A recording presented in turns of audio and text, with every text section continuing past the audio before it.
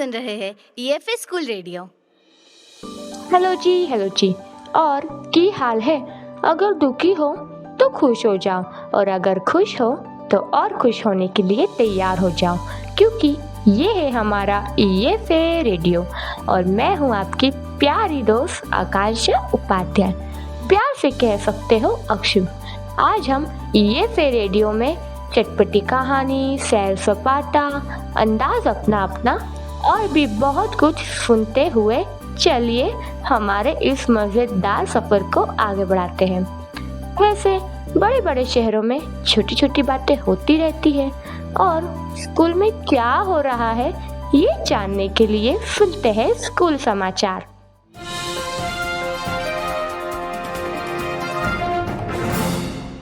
नमस्ते दोस्तों, स्वागत है आपका शास्त्रीय ईएफए रेडियो बरवानी में। मैं हूँ आपकी पुरानी दोस्त हया फातिमा खान, लेकर आए हैं कुछ तरोताज़ा कर देने वाली स्कूल खबर। विश्व वेलटेन डे के अवसर पर हमारे विद्यालय में पर्यावरण नियोजन एवं समन्वय संगठन भोपाल के दिलीप चक्रवर्ती तथा संस्था के प्राचार्य श्री आर्य जादव के मार्गदर्शन में इको क्लब प्रभारी श्री जगदीश गुजराती ने जल बचाओ जीवन बचाओ विषय पर प्रकाश डाला। उन्होंने बताया कि वेलटेन यानी नम भूमि या आर्द्र भूमि ऐसी जमीन जो साल भर जल से भरी रहती है। ये बहुत फायदेमंद होती है। हर साल 2 फरवरी को वर्ल्ड वेटलैंड डे मनाए जाने का उद्देश्य उन आर्द्र क्षेत्रों पर प्रकाश डालना है जो विलुप्त होने की कगार पर है। इस बार आर्द्र भूमि और मानव कल्याण थीम पर कार्यशाला का आयोजन हुआ तथा संस्था के विद्यार्थियों को पर्यावरण संरक्षण की शपथ दिलाई गई। धोपिया तालाब पहुंचकर साफ सफाई की एवं जागरूकता के नारे लगाकर रैली निकाली गई। एवं छत्रपति शिवाजी महाराज की 394वीं जयंती पर 19 फरवरी 2024 को विद्यालय परिवार द्वारा उत्साह से मनाया गया। महान योद्धा और रणनीतिकार छत्रपति शिवाजी का जन्म 19 फरवरी 1630 में हुआ था। वे बचपन से ही बहुत चतुर एवं युद्ध कौशल में प्रवीण थे। इस अवसर पर संस्था के वरिष्ठ शिक्षक अनिल मिश्रा एवं समस्त स्टाफ सदस्य द्वारा शिवाजी की पूजा अर्चना की गई। राष्ट्रीय सेवा योजना के कार्यक्रम अधिकारी श्री जगदीश गुजराती द्वारा शिवाजी के जीवन पर प्रकाश डाला गया। संस्था परिसर जय भवानी जय शिवानी के नारे से गुंजायमान हो गया और इसी प्रकार हमारे विद्यालय में शिवाजी जयंती उत्साहपूर्वक मनाई गई। धन्यवाद। हे माता जी, ये क्या अनर्थ हो गया?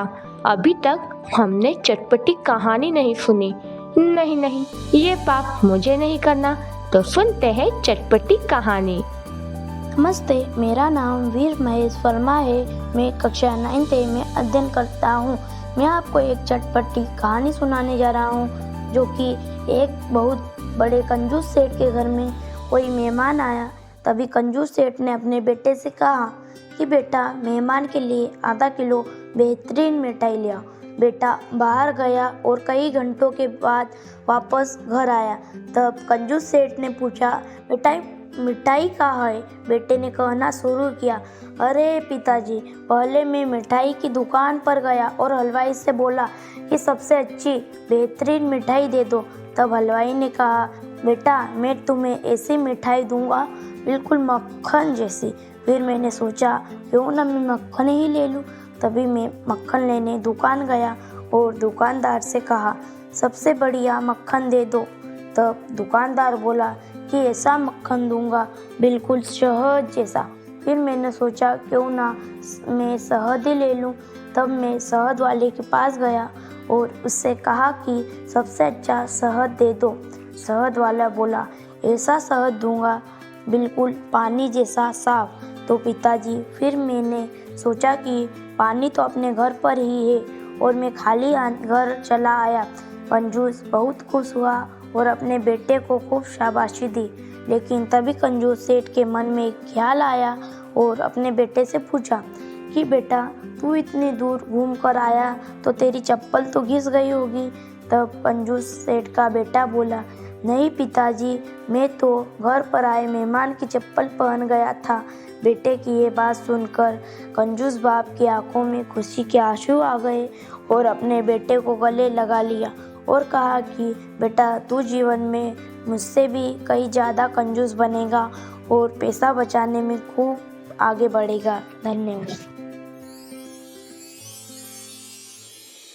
उम्मीद करती हूँ आपको कहानी पसंद आई होगी।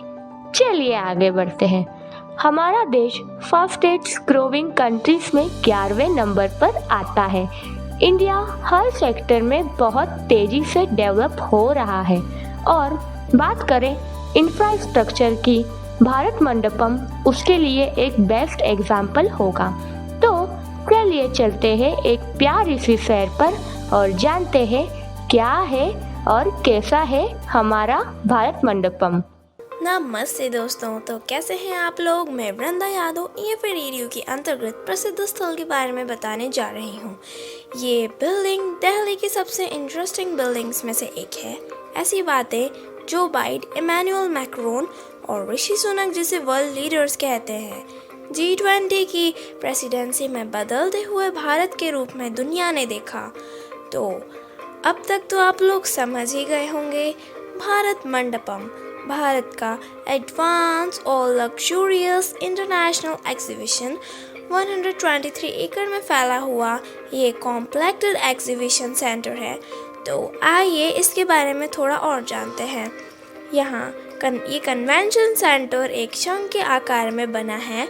जैसे ही हम भारत मंडपम के अंदर एंटर करते हैं, वैसे ही हमें एक इम्पॉर्टेंट मैसेज दिखता है, जो कि है आकाश, वायु, अग्नि, जल और पृथ्वी, जो कि खुद हमारे PM के द्वारा तय किया गया है। ऑस्ट्रेलिया के सिडनी ओपेरा हाउस के बारे में तो आपने सुना ही होगा। उससे भी बड़ा है ये। 7000 तक के लोग यहाँ पे बैठ सकते हैं, बात कर सकते हैं और डिस्कस कर सकते हैं। साथ ही साथ इसमें एम्पी थिएटर भी होता है, जिसमें कल्चरल शोज दिखाए जाते हैं। इवन यहाँ पर योगा के अलग अलग आसन्स के बारे में भी काफ़ी डिटेल में बताया गया है कि कैसे आप अपनी हेल्थ को सुधार सकते हैं योगा के माध्यम से। तो है ना ये कमाल। तो फिर मिलते हैं एक ऐसे ही इंटरेस्टिंग टॉपिक के साथ। तब तक के लिए हंसते रहें, मुस्कुराते रहें, नई चीज़ों के बारे में जानते रहें। जरूर चौंक गए होंगे ना आप हमारे भारत मंडपम के बारे में जानकर। एक दिन देखा कि मम्मी मेरी तारीफ कर रही है, लेकिन फिर पता चला वहाँ तो रिश्तेदार बैठे हैं।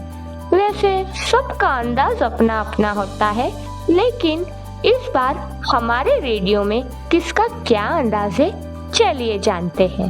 मैं निहाल कुशवाहा, कक्षा 12वीं EFA शासकीय उत्कृष्ट विद्यालय बड़वानी से आज आपको अंदाज अपना अपना के अंतर्गत एक बढ़िया गाना सुनाना चाहूँगा और शायद आपको बहुत अच्छा लगेगा। जिंदगी के सफर में गुजर जाते हैं जो मकान, वो फिर नहीं आते, वो फिर नहीं आते। हाँ, फूल खिलते हैं, लोग मिलते हैं, फूल खिलते हैं, लोग मिलते हैं, मगर पतझड़ में जो फूल मुरझा जाते हैं, वो बहारों के आने से खिलते नहीं। कुछ लोग एक रोज जो बिछड़ जाते हैं, वो हजारों के आने से मिलते नहीं। उम्र भर चाहे कोई पुकारा करे उनका नाम, वो फिर नहीं आते, वो फिर नहीं आते। जिंदगी के सफर में गुजर जाते हैं जो मकान, वो फिर नहीं आते, वो फिर नहीं आते। धन्यवाद। जब भी सोचती हूँ मैं मेरे अतीत के बारे में, आ जाती है मेरे मन में मेरी वो बचपन की यादें। चलिए सुनते हैं बचपन की यादें। नमस्ते, मैं महक शेख आज बचपन की घटना के अंतर्गत आपको अपनी शिक्षिका श्रीमती अर्चना जोशी मैम के बचपन की घटना के बारे में बताना चाहती हूँ। बात 1991 की है, जब मैम ने शासकीय भीमा नायक महाविद्यालय बरवानी में बीएससी गणित में प्रवेश लिया। 12वीं में गणित विषय पढ़ने वाली मात्र 3 छात्राओं में से 2 छात्राएं बाहर पढ़ने चली गईं, जिस कारण वे एकमात्र अकेली छात्रा थी जिन्होंने कॉलेज में प्रवेश लिया। सभी छात्राओं के बीच में वे अकेली छात्रा होने के कारण कॉलेज में जाने से असहज महसूस करती थी। जब वे कॉलेज जाने से मना करने लगी, तब उनके पिताजी श्री संतोष चंद्र जोशी ने उन्हें समझाया कि वे लड़के ही तो है, कोई राक्षस तो नहीं जो उन्हें खा जाएंगे। उनकी बात से प्रभावित होकर मैम ने निर्णय लिया कि वे नियमित रूप से कॉलेज जाना प्रारंभ करेंगी और इसी बीच उनकी सभी विद्यार्थियों से अच्छी दोस्ती भी हो गई। उन्होंने बीएससी सफलतापूर्वक पूर्ण किया तथा प्रथम श्रेणी भी प्राप्त की। तो ऐसी किसी भी परिस्थिति में स्वयं को अकेला पाकर घबराना नहीं चाहिए और हिम्मत से अपना लक्ष्य प्राप्त करना चाहिए। धन्यवाद। अरे कहाँ खो गए हो आप लोग? अच्छा, अपनी बचपन की शरारतों को याद कर रहे होंगे ना? वैसे क्या शरारत की थी कमेंट में ज़रूर बताना। मुट्ठी में कुछ सपने लेकर भर कर जेबों में आशाएं, दिल में है अरमान यही कुछ कर जाए कुछ कर जाए। चलिए चलते हैं सपने और सवाल की ओर। नमस्ते, मैं दीक्षा मेहता कक्षा 9th B से। आज मैं सपने और सवाल के अंतर्गत हमारे विद्यालय के आईटी शिक्षक श्री दीपक कुमार गुप्ता सर से चर्चा करना चाहती हूँ। नमस्ते सर, कैसे हैं आप? बहुत बढ़िया। सर, आपने कंप्यूटर के क्षेत्र में कौन सी डिग्री प्राप्त की? मैंने कंप्यूटर में एमएससी कंप्यूटर साइंस कर रखा है। Yes sir. IT information technology की शिक्षा से हम बच्चों को क्या लाभ है सर? आईटी इंफॉर्मेशन से आज आप देख रहे हैं कि सारी जो शॉप्स वगैरह है या जितने भी काम हो रहे, मल्टी लेवल काम हो रहे, सभी कंप्यूटर से होते हैं या आईसीटी उपकरणों का उपयोग हो रहा है। क्योंकि आईसीटी उपकरण सभी जगह यूज हो रहा है। अगर आप इस क्षेत्र में शिक्षा हासिल करेंगे तो आपको बहुत लाभ होगा, आप आगे बढ़ेंगे, तरक्की करेंगे उस फील्ड में। हम बच्चों के लिए आपका क्या संदेश है सर?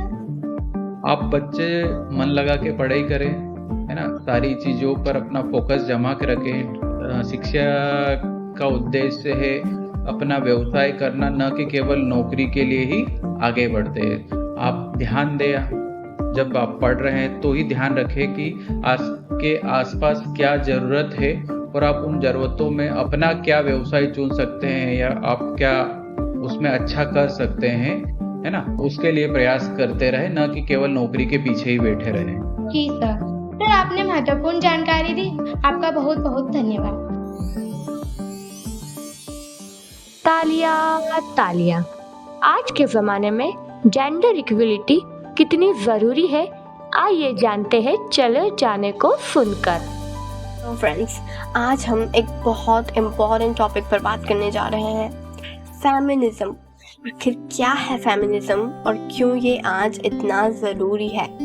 फेमिनिज्म को समझने से पहले आपका ये जानना ज़रूरी होगा कि पैट्रियार्की क्या होती है। पैट्रियार्की को अगर हम हिंदी में कहें तो होगा पुरुष प्रधान सामाजिक व्यवस्था, जहाँ पर मेल्स के कंट्रोल में फीमेल्स होती है। एक ऐसा सिस्टम जहाँ पर सारी ताकत आदमियों के हाथों में होती है। तो फिर फेमिनिज्म का क्या मतलब होगा? जहाँ सारी पावर फीमेल्स के पास हो? जी नहीं दोस्तों, फेमिनिज्म का ये मतलब बिल्कुल भी नहीं होगा। फेमिनिज्म का मतलब है कि मेल्स और फीमेल्स के बीच पॉलिटिकल, इकोनॉमिक और सोशल इक्वलिटी देखने को मिले। फेमिनिज्म वह है जहाँ एक फीमेल और मेल के बीच बिल्कुल भी भेदभाव ना हो। लेकिन सच तो ये है कि आज भी हमारी सोसाइटी में ज़्यादातर पैट्रियार्की ही फॉलो की जाती है। इनफैक्ट आप तो ये जानकर चौंक जाओगे कि कई फीमेल भी पैट्रियार्की पर ही बिलीव करती हैं। लेकिन एक औरत क्यों चाहेगी कि उसे अनइक्वल माना जाए? और इसका रीज़न क्या देते हैं लोग? कहते हैं ये हमारा कल्चर है, ट्रेडिशन है, ये हमारा। पत्नी के लिए उसके पति के चरणों में ही उसका संसार होता है। माँ बने बिना तो स्त्री अधूरी होती है औरत त्याग की मूर्ति होती है। अगर बेटी पढ़ेगी तो हाथ से निकलेगी, यही कहते हैं ना अक्सर लोग। जबकि अगर इसे थोड़ा दिमाग लगाकर देखा जाए तो पता चलेगा कि ये बात सिर्फ मूर्खता दर्शाती है। और यहाँ तक कि हमारे टीवीज में हमें क्या दिखाया जाता है, हाँ वही सीरियल जहाँ एक लड़की होती है, बहुत संस्कारी होती है, अपनी फैमिली के लिए अपना जीवन त्याग देती है। और इसका असर हमारी सोसाइटी पर क्या होता है? फीमेल्स एक सो कॉल्ड आदर्श बहू का टैग ले लेती हैं। क्यों? ताकि उन्हें अपनी फैमिली और सोसाइटी में एक्सेप्टेंस मिले। इस फिनोमेना को साइकोलॉजी में नॉर्मेटिव कंफर्मिटी कहा जाता है। अगर नॉर्मेटिव कंफर्मिटी का एक छोटा सा एग्जांपल ले तो सोचिए कि आप अपने दोस्तों के साथ ग्रुप में बैठे हुए हो और कोई जोक मारता है, सबको हंसना आता है लेकिन आप नहीं हंसते। फिर भी आप हंसते हैं क्योंकि आपको उस ग्रुप में ज्वाइन रहना है। दोस्तों, पैट्रियार्की फीमेल्स के लिए तो टॉक्सिक है ही, लेकिन मेल्स के लिए भी ये टॉक्सिक से कम नहीं। अगर कोई लड़का रोता है, अपनी फीलिंग्स एक्सप्रेस करता है, तो क्या कहा जाता है उसे? अरे तुम लड़कियों की तरह क्यों रो रहे हो, चुपचाप ये रोना धोना बंद करो। सोचिए कि किसी लड़के के पास जॉब नहीं है। अगर लड़की के पास जॉब नहीं होती तो वो शादी कर हाउसवाइफ बन सकती है, लेकिन लड़के के पास काम ना हो तो वो बेरोजगार होता है। वो शादी कर हाउस हस्बैंड नहीं बन सकता। क्यों? क्योंकि एक आदमी घर चलाता है, पैसे कमाता है, और एक औरत घर संभालती है, घर का काम करती है। फिर से अगर हम इसे थोड़ा लॉजिकल वे में देखें तो ये बातें कोई सेंस बनाती ही नहीं है। हम सबकी मेंटल और फिजिकल हेल्थ को सिर्फ खराब कर रही है पैट्रियार्की। दोस्तों, हमारी सोसाइटी और लोगों की सोच में अपडेट की जरूरत है। We all need feminism, we all need equality, क्योंकि अगर फेमिनिज्म हुआ तो सिर्फ कोई एक इंसान या कोई एक जेंडर को ही फायदा नहीं होगा, बल्कि पूरी दुनिया को फायदा होगा। I am a feminist। क्या आप एक फेमिनिस्ट हैं?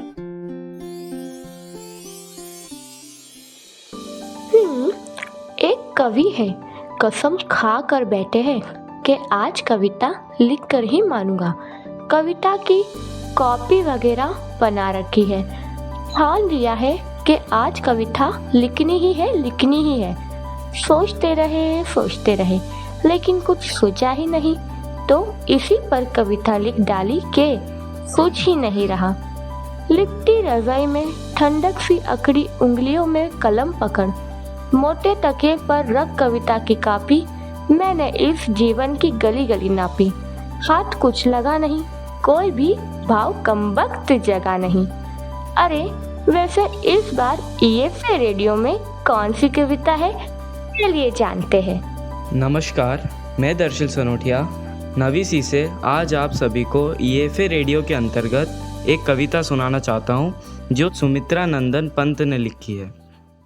फैली खेतों में दूर तलक मखमल की कोमल हरियाली, लिपटी जिससे रवि की किरणें चांदी की सी उजली जाली। तिनकों के हरे हरे तन पर हिल हरित रुधिर है रहा झलक, श्यामल भूतल पर झुका हुआ नभ का चिर निर्मल नील फलक। रोमांचित सी लगती वसुधा आई जो गेहूं में बाली, अरहर सनई की सोने की किंकिणियाँ है शोभाशाली। उड़ती भीनी तेलाक्त गंध फूलों सरसों पीली पीली, लो हरित धरा से झलक रही नीलम की कली तीसी नीली। रंग के फूलों में रिलमिल हंस रही साखियाँ मटर खड़ी, मखमली पेटियों से लटकी छीमियाँ छिपाए बीज लड़ी। फिरती है रंग रंग की तितलियाँ, रंग रंग के फूलों पर सुंदर, फूले फिरते फूल स्वयं उड़ उड़ व्रंतों से व्रंतों पर।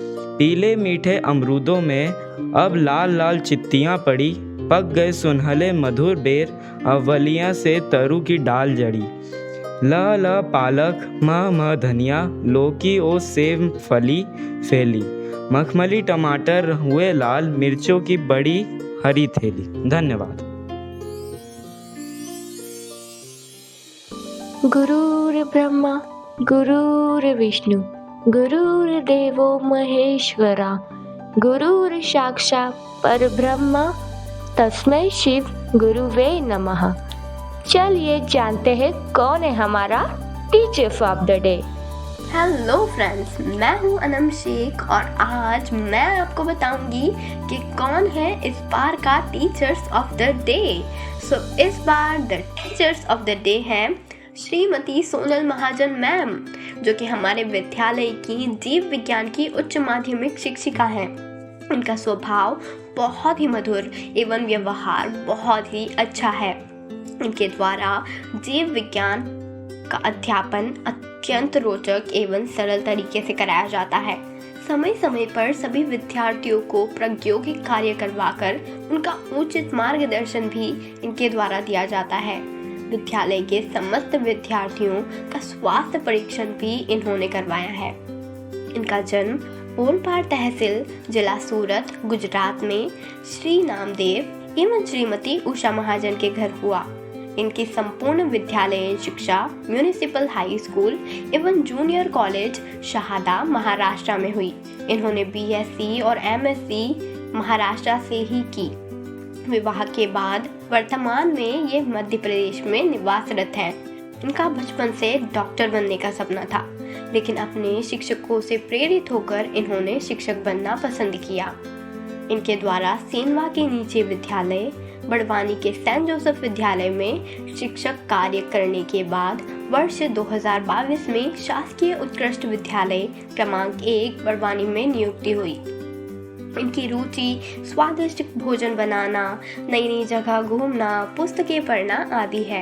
इनका जीवन का लक्ष्य विद्यार्थियों का उचित मार्गदर्शन कर उनमें अनुशासन एवं गुरुजनों व घर के बड़ों का आदर सम्मान करने के सद्गुण का विकास करना है।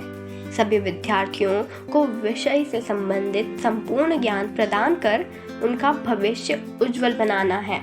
धन्यवाद।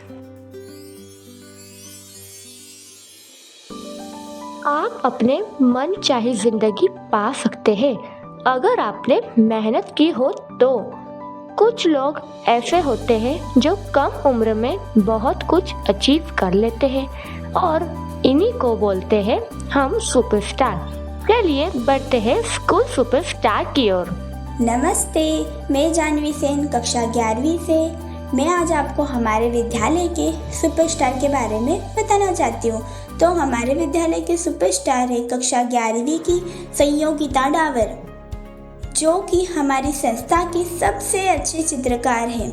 जब से हस्तलिखित पत्रिका का शुभारंभ हुआ है, तभी से प्रतिमाह पत्रिका का रंगीन कलर पेज और पोस्टर कुमारी संयोगिता डावर द्वारा बनाए जाते रहे हैं। इनके द्वारा बनाए गए सुंदर एवं स्वच्छ चित्रों की प्रशंसा सभी के द्वारा की जाती है। इनका जन्म कुक्सी तहसील जिला धार में हुआ है।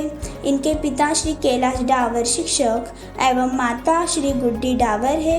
इन्होंने 1ली से 8वीं तक की शिक्षा रॉयल पब्लिक स्कूल बुरहानपुर से की, जहां कक्षा 1 में श्रीमती दीपिका महाजन मैडम द्वारा इनको चित्रकला की शिक्षा दी। तभी से इनकी रुचि चित्रकला में गहरी रुचि जागृत हुई। तब से इन्होंने कई अंतर विद्यालय प्रतियोगिताओं में भाग लेकर विजेता बने हैं। इनके द्वारा विशेष रूप से भगवान के चित्र, कार्टून, प्राकृतिक दृश्य का अद्भुत चित्रांकन किया जाता है। रोटरी क्लब द्वारा आयोजित एवं 21 जनवरी 2024 को केंद्रीय विद्यालय बड़वानी द्वारा आयोजित चित्रकला प्रतियोगिता में द्वितीय स्थान प्राप्त किया है। अब तक कई प्रतियोगिताओं में लगभग 25-30 प्रमाण पत्र एवं मेडल प्राप्त कर चुकी है। चित्रकला के अलावा आर्ट एंड क्राफ्ट एवं लिपात आर्ट भी इनके द्वारा बनाया जाता है। इनका स्वभाव अत्यंत मधुर एवं सहयोग प्रदान करने वाला है। सादगी नम्रता से इन्होंने सभी शिक्षकों का मन मोह लिया है। इनका लक्ष्य लोगों की सेवा करने हेतु डॉक्टर बनना है। इनके उज्जवल भविष्य की कामना करते हैं। धन्यवाद। स्कूल सुपरस्टार कौन है ये तो जान लिया होगा आपने। अब हम इस एपिसोड को यहीं समाप्त करते हैं। तुसी जा रहे हो, तुसी ना जाओ। अरे हम जा कहाँ रहे हैं, फिर मिलेंगे ना EFA रेडियो के अगले एपिसोड में। फिलहाल अभी तो हम चलते हैं। टाटा, बाय बाय।